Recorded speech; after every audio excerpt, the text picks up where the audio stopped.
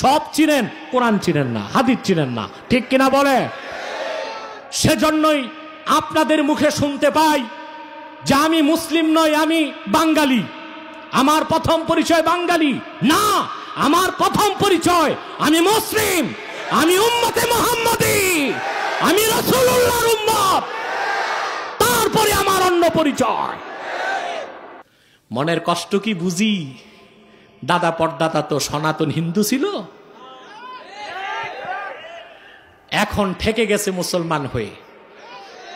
মনে মনে আগুন জ্বলে, কি দরকার ছিল দাদা পরদাদার মুসলমান হবার, সনাতন ছিলাম তাই তো ভালো ছিল। ওনাদের বুকটা ফাইটা যায়, ওনারা বলতে পারে না আমি মুসলিম, আমি মুমিন, আমি উম্মতে মুহাম্মাদি। এটাই হচ্ছে আমার অস্তিত্বের পরিচয়, এটা আমার আত্মিক পরিচয়, এটা আমার রুহের পরিচয়, এটা আমার পরকালীন পরিচয়। কে বাঙালি, কে বাংলাদেশি, কে মার্কিনী, কে ভারতী, কে ইরানি, কে ইরাকি, কে পাকিস্তানি, এসব হচ্ছে জাতীয়তাবাদ ভিত্তিক পরিচয়, খুব ক্ষুদ্র পরিচয়।